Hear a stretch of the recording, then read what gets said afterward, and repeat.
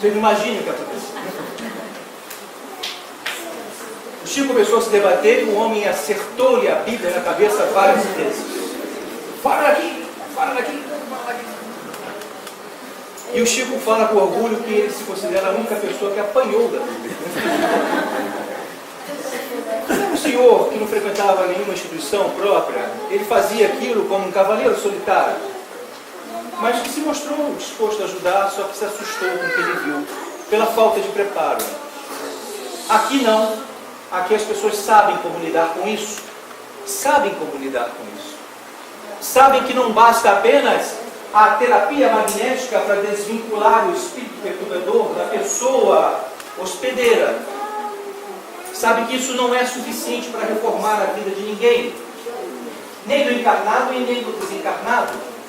Porque no nosso trabalho mediúnico, muitas vezes eu escutei o espírito considerado, chamado de obsessor, dizer: eu quero me desvencilhar, mas ela me chama.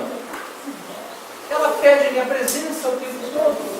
Como é que eu vou me resgatar? Como é que eu vou me recuperar se ela fica me chamando? Então, quem é o culpado nesse processo de obsessão? A gente não consegue descobrir. Percebe-se que ambos os lados são vítimas. Ambos os lados são vítimas.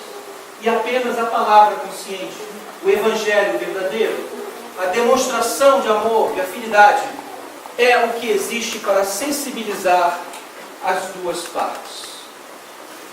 Porque se o encarnado não reformar-se intimamente, pode ser até que ele não atraia mais aquele espírito, mas ele pode atrair outro. Pode ser que aquele espírito já veja o mundo de uma forma diferente e procure caminhos mais elevados para a sua vida, mas o encarnado, com a sua mente poluída, vai atrair outros. E isso vai se tornar uma constante interminável, até que a alma modifique a sua postura, até que a vontade transforme os indivíduos, e não simplesmente o passe magnético, e não simplesmente a sessão de obsessão, aonde encarnados em qual for espíritos doentios, é preciso que a mensagem seja interiorizada. E aqui é onde essa mensagem é passada. O plano espiritual, então, é responsável por selecionar quem entra e quem não entra, quem pode ser assistido ou quem não pode, qual é o tipo de tratamento merecido ou não. E cabe aos encarnados recebê-los mediunicamente, porque muitas vezes os espíritos não conseguem nem enxergar o plano espiritual. Estão tão perturbados, tão materializados, que eles só percebem as pessoas encarnadas e nem conseguem perceber a presença de um espírito protetor ao seu lado, porque a sua mente está ainda muito voltada para o campo da matéria. Eu tenho uma estatística interessante aqui, que foi feita nos anos da década de 50, no Centro Memeiras, no Grupo Espírita Memeiras, onde o Chico fez parte. Durante 3 anos foi feita uma estatística, e eu acho interessante porque eu trabalho muito com essa coisa, com essa parte de indicadores estatísticos. Foi feito um estudo com mais de 630 e poucos espíritos que se manifestaram nas reuniões mediúnicas. Desses 620 e poucos espíritos, 8% apenas eram espíritos que estavam retornando mais de uma vez. Portanto, 92% dos espíritos que chegam numa casa espírita estão indo pela primeira vez. Espíritos assistidos mediunicamente. A grande maioria nunca ouviu falar de doutrina espírita e está indo pela primeira vez. Isso é uma coisa interessante, porque não é porque é espírito que é espírita. Né? Pegando estes que estão vindo pela primeira vez, identificou-se que 23% tinham alguma ligação moral com a pessoa encarnada que eles estavam acompanhando. 23%. Portanto, não é a maioria, como às vezes se imaginava, que os espíritos que estavam vindo eram espíritos comprometidos com o passado daquela pessoa. Muitos desses espíritos, então, a maioria, 77% deles, são espíritos que vieram nos acompanhando por outros motivos que a gente tem que analisar especificamente. Provavelmente de acordo com nossos pensamentos na rua, os ambientes que nós frequentamos, o painel mental que a gente cria, nós acabamos trazendo para cá entidades que nunca tivemos qualquer tipo de contato. Como se fôssemos verdadeiros imãs espirituais, passando pela rua e trazendo. Alguns têm isso com mais frequência do que outros. E, portanto, não podem deixar de frequentar uma casa espírita.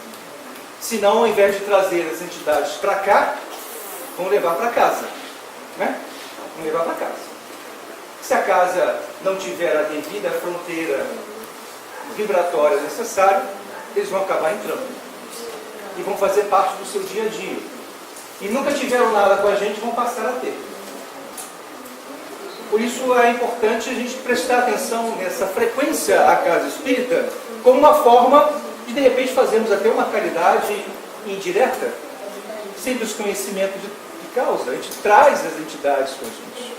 E aqui elas são assistidas. Dessas entidades que são assistidas, então, o grande problema, 68% dessas entidades estavam procurando remédio para os seus problemas morais. E aí, então, vem de novo essa grande finalidade da casa espírita, que é hospital de almas.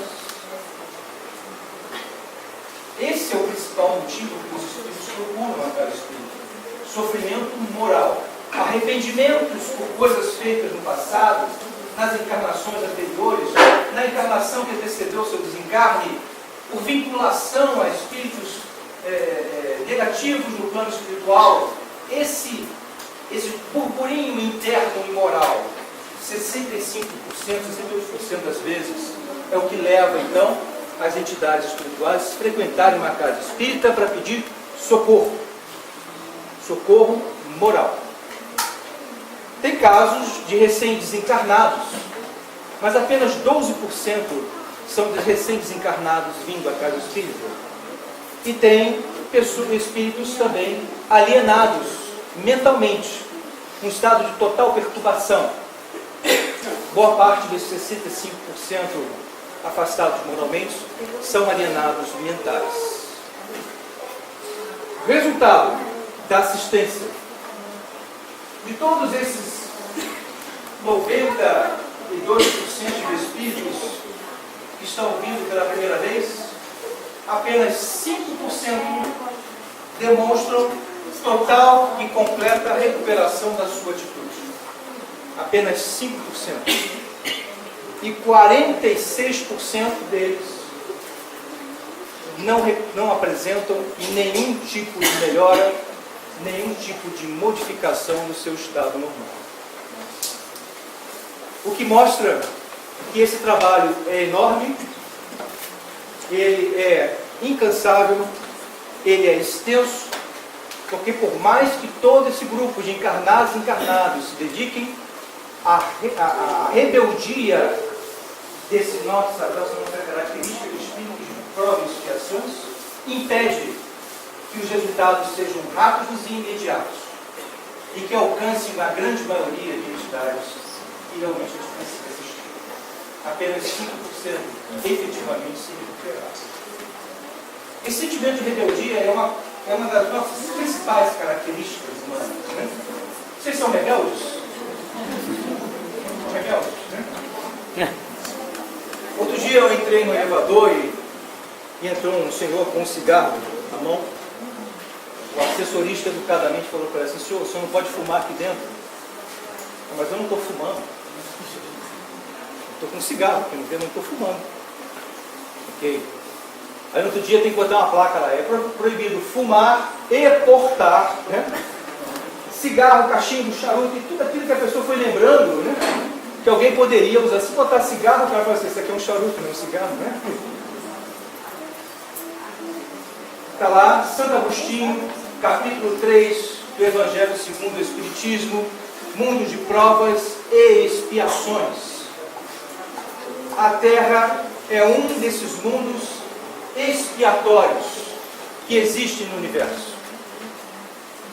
Vários deles têm essa característica, mas todos eles têm um aspecto comum: o de servirem de exílio a espíritos rebeldes à lei de Deus. A de servirem de exílio para espíritos rebeldes à lei de Deus. Por isso que nós nos reconhecemos nesse tipo de característica. Mas o próprio Kardec também nos fala: vocês estão olhando apenas um ponto do universo. Há mundos muito mais evoluídos. Pessoas que passam a sua vida inteira numa prisão vão pensar que o mundo é feito só de criminosos. Ou quem passa uma vida inteira no hospital vai achar que o mundo é só feito de pessoas doentes. Porque a referência é aquela. E se nós estamos num local, num mundo onde só tem rebeldes, a gente acha que a criação toda foi feita de rebeldes? É aqui um ponto de concentração dessa natureza comum que nós temos. A natureza da rebeldia àquilo que faz com que a gente cresça e evolua espiritualmente. Um amigo mergulhador, ele às vezes faz mergulho noturno, difícil de enxergar, tem que observar instrumentos, profundidades, e chega um determinado momento, na escuridão, do fundo do mar, que fica difícil de saber aonde que está a superfície. Certo? Para onde que está a superfície? E aí tem um macete. É você soltar uma bolha de ar. Certo? A bolha vai para onde? E aí ele solta uma bolha e a bolha desce. A bolha desce. E ele para e pensa: por que essa bolha desceu? Como é que pode a bolha descer? Está errado, a bolha não pode ir para aquele lado. A superfície está lá e a bolha desceu. Isso, meu jovem. Grande, inteligente. Ele estava de cabeça para baixo. E muitas vezes a gente está aqui no mundo de cabeça para baixo, achando que a bolha está indo para o lugar errado. E é a gente que está invertido. Essa é a nossa natureza rebelde. A gente não aceita a lei de Deus, que é a lei da natureza. E a gente quer ir contra ela. Imagine ele se ele vai para aquilo que ele acha que é a superfície, vai ser achatado pela pressão do mar. E aí não tem tempo de voltar correndo para a superfície, já é tarde demais. Só na próxima encarnação. Aqui na casa espírita, a gente recebe informação para dizer para onde a bolha está indo. A nossa rebeldia é tão grande que a gente precisa desta informação. Gente, a bolha está lá. E a gente tem que seguir aquilo ali. E muitas vezes a gente diz que não vamos. Nós não vamos. Lembra que eu falei sobre os erros? Tem erros que são, digamos assim, por falta de conhecimento. Correto? Esse erro se resolve com o estudo, com o esclarecimento. O erro por falta de esclarecimento não é um problema espiritual. É um problema de formação. Às vezes a gente erra inadvertidamente. Vacilei. Foi sem querer. Não era isso. Isso faz parte da natureza humana. Você não queria dizer isto. Você não queria fazer aquilo. Mas saiu, errou. O homem erra, o ser humano erra. Isto não é um problema espiritual. É também um problema de formação. Nos dois casos, a vida oferece provações, para que você possa consertar e reparar sua falta de conhecimento e sua falta de concentração, sua falta de atenção, que é o que causa o erro nas vertentes. Mas tem um tipo de erro, e esse eu vou falar aqui apenas didaticamente, porque não é o nosso caso. é o erro consciente. Não é o nosso caso, né? É o erro em que a gente está bem atento, sabe muito bem das coisas e erra porque quer errar. Erra porque quer fazer errado. Esse é o erro consciente. E esse erro só se resolve com uma única ação. É a dor. Quando se fala em expiação, fala-se em resgate de erros conscientes. Quando Jesus diz no final do Pai Nosso, fala, livrai-nos do mal, ele está falando do erro consciente, que é o verdadeiro mal. Antes ele fala, livrai-nos, né? Fazer com que eu vença as tentações, não deixei cair em tentações. Todo mundo vai ser testado, mas errar consciente não se justifica. E por isso a gente sente dor. E só se erra consciente quem é rebelde. E por isso que nós estamos no mundo em provas e expiações. E por isso que nós estamos aqui, querendo acertar, querendo eliminar esses vícios, querendo assistência espiritual, querendo ajuda. E a gente nunca deixou de receber ajuda em nenhuma época, em nenhum momento da humanidade. Não existe nenhum momento em que numa tribo de índio não teve um pajé trazendo uma mensagem de espíritos superiores. Não teve um xamã dentro das cavernas, com aqueles homens lá completamente, né, abrutalhados, que não recebessem uma mensagem superior. Séculos antes de Cristo e séculos depois de Cristo, nós estamos recebendo mensagens. E a última que chegou, mais crítica, mais forte, mais esclarecedora, chegou no século passado, em 1857, através de Kardec, quando ele publicou o Livro dos Espíritos e materializou o novo Consolador aqui na Terra. E é nesse novo Consolador que vocês estão fazendo parte dele. E atuando como frequentadores, como trabalhadores de uma casa espírita, que é então a instituição que materializa esse grande trabalho que Jesus nunca deixou de nos dar, de nos mostrar qual é o caminho que a bolha está fazendo, esperando que a gente, pelo nosso livre-arbítrio, se conscientize que a felicidade está lá e não além como a gente acha que está. A casa espírita está aqui para nos ajudar. As pessoas encarnadas ajudam-se mutuamente. Faz parte da terapia doentes ajudar doentes. Às vezes um está pior do que o outro, às vezes o outro é que piora, e assim todo mundo vai se ajudando. E o mundo espiritual participa dessa troca, dessa simbiose, dessa troca de energia. Deus, Cristo e caridade é exatamente o que está aqui, e está em todas as milhares de casas espíritas do Brasil, e agora se multiplicando também pelo mundo. Muito obrigado.